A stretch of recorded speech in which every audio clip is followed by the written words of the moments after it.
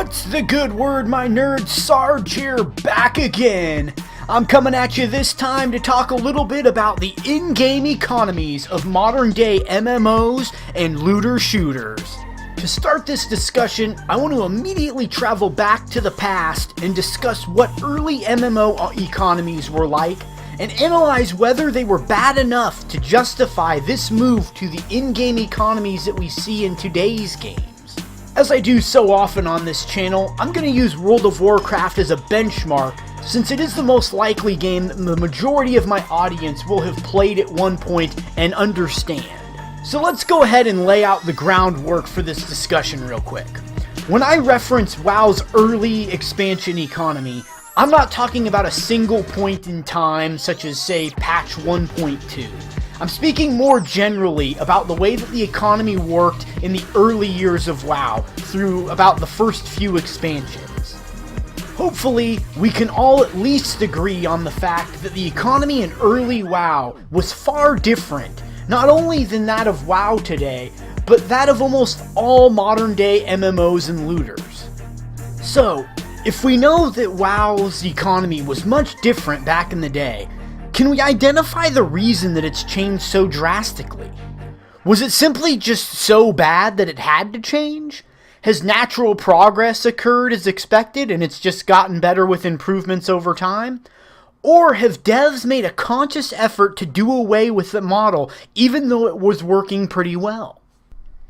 An MMO's economy is made up of several different aspects that certainly would not be limited to what I'm going to list here today. The game may or may not have crafting and professions. You may be able to trade with other players. There may or may not be an auction house. Maybe you acquire top gear through completing endgame content, or maybe you acquire that said top gear by completing certain objectives and gathering unique currencies. The factors that contribute to a game's economy are almost endless. However, the way that the devs decide to manage these economic factors has actually been rather narrow in scope throughout the years. When compared to today's games, it seems like WoW put everything on the table as far as how players could generate wealth and meaning in the game. In the early days of WoW, professions played a vital role in the economy and gameplay. Players needed food, potions, and other items acquired through crafting, farming, and trading, or any other means available, just to be able to play the hardest endgame content. This complexity added so much value to the game because it offered so many avenues for finding meaningful ways to use your time in-game and further your progress. It wasn't just about running the same raid over and over again, hoping for a specific item to drop. However, this did provide a profound amount of monotony that was also copied by early WoW knockoff games and even some of our more recent titles that played to the parts of the economy that weren't very fun at all. What I'm talking about is spending hours fishing or farming a circular area over and over just to acquire the materials needed to craft an item, or even worse yet, just to be able to move forward with your crafting profession skills. However, from talking to a variety of different players, a lot of people really didn't mind that kind of grindy, monotonous style of farming for materials, as it was extremely rewarding when you did finally get to the level of professions that you were seeking or acquire a certain item. And also, a lot of people used the time that they were waiting for a group of a raid or a group for a dungeon to form to do these kind of things. So it was kind of just like a little side activity while they were waiting to do something else anyways. One thing, however, that's indisputable about the old WoW-style profession model is that it definitely gave players numerous options on how to spend their time in the game. And from that perspective, I think it was a good thing. Certainly, over time, gathering materials has rightfully been refined so that it doesn't feel like such an autopilot task that feels more like doing homework than playing a video game. With that being said, professions were just a small part of WoW's overall economy. You also have the auction house and player trade as areas of emphasis for acquiring wealth. These were infinitely more important in the early days of WoW, back when quests gave incredibly small monetary rewards for completion. Compare this to modern day MMOs, where you simply play through the leveling process and you'll easily have enough currency to purchase any item available to you. This is nothing like the early days of WoW, where most players were not even able to purchase their mount when they hit the necessary level. They actually had to continue playing and grinding just to save enough gold to get their first mount. Unless they had a main that already had a ton of currency that they could send to their alts. For me, what I've just described is at the core of this entire discussion. Early day WoW and MMO economies, imperfect and flat out grindy as they were, made item and wealth acquisition interesting and exciting. I feel pretty safe saying that this is not the case for the majority of modern day MMOs and looters. So the question is this: why have the devs abandoned a model that was actually favorable for them by increasing playtimes and replayability? In short, the obvious answer and elephant in the room is the profitability of loot boxes and cash shops.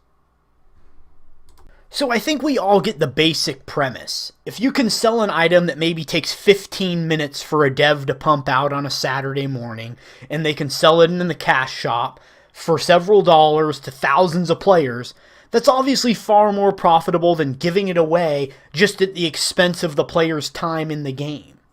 Obviously, this doesn't ring perfectly true because you have subscription-based games who need to keep that monthly cash flow going as well.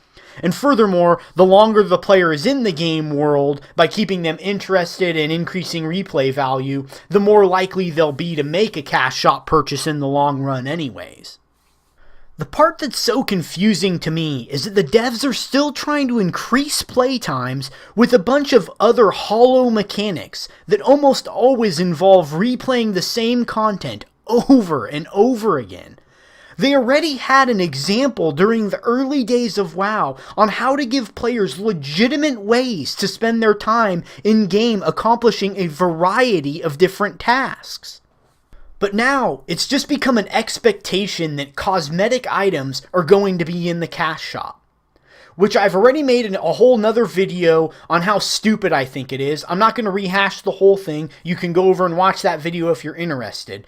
But in short, what a cosmetic cash shop does is it saturates the game with gear to the point that no one knows which items should be coveted or sought after just by looking at other players in a main city or the main area of the main social hub. So now the assumption is if someone has some flashy looking items on their character, they probably earned it in a loot box that's randomly rolled, or they purchased it in the cash shop, thus killing the sense of pride in every player's gear and taking one of the most significant motivators of playtime away from gamers. A good percentage of games nowadays don't even offer players the ability to trade gear, weapons, or items with other players. And I think this is just another mechanism to convince players to buy cash shop items since they can't get them from their friends or guildmates.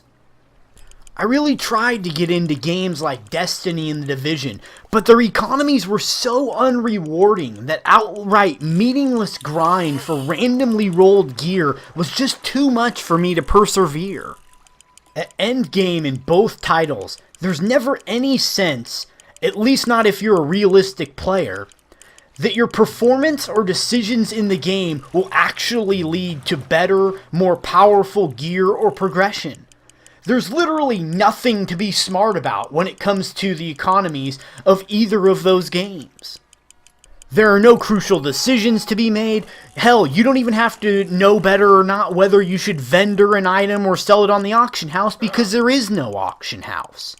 There literally is no risk-reward involved with anything you do. There's no trade-off of, well, would I be better off fishing right now? Would I be better farming Inferno rubies because the auction house is getting a good price for those? There are literally no consequences of your actions in the economy of these modern-day games. So again, just to wrap things up here, were the systems in WoW perfect in the early days? Hell no. Obviously, walking, running, or even flying in circles for hours on end, farming Inferno rubies, wasn't for everybody. It's likely that most players would rather actually be playing the game's content in the form of dungeons, raids, killing mobs, or PvPing than farming materials. But it's undeniable that a good percentage of players did find the fun in gathering those materials, not because the activity itself was particularly exciting, but because the net reward of that work could be very profitable. Also, even if you weren't a hardcore raider or PvPer, it still offered a change of pace during long playtimes. Even for the most hardcore gamers, you'll get bored running the same raid or PvP map for the 1000th time. Farming or focusing on professions at least offered a game within a game. It was also something great to do while waiting for groups to gather or friends to log in, rather than just staring at a menu screen. In conclusion, I'm really hoping, and unfortunately I've already seen what's going to happen with Anthem, so this will not be the game to do it either. But what I'm really hoping is that one of these modern day looter shooters or MMO style games will refine the original economic structure of games like World of Warcraft and RuneScape, rather than completely abandon it. If they could just make the farming and material gathering process a little more exciting, and yet still have the same satisfying rewards that you got from going through those processes, I think that playtimes could be just as long as we're seeing now without having to just run the same content over and over. Anyways, guys, those are just my quick thoughts on the matter. The reason I wanted to get this video out, and kind of the thing that made me start thinking about this, is we have Ashes of Creation coming out soon. We also have Anthem getting set to release here really quickly. And both those games kind of had me thinking of, what would make me enjoy them? What type of replay value would I get out of the end game? From an economic standpoint and item acquisition standpoint. So I started thinking about this. Figured I'd get this video out to y'all real quickly. As always, guys, please mash that thumbs up and subscribe buttons. If you made it this far, obviously you weren't hating everything I had to say, or if you were and you're just going to leave me a long message about how big of a douchebag I am below, feel free to do that as well. I always appreciate those comments. They make me laugh, make my workday go by a little quicker. Until next time, Sarge out.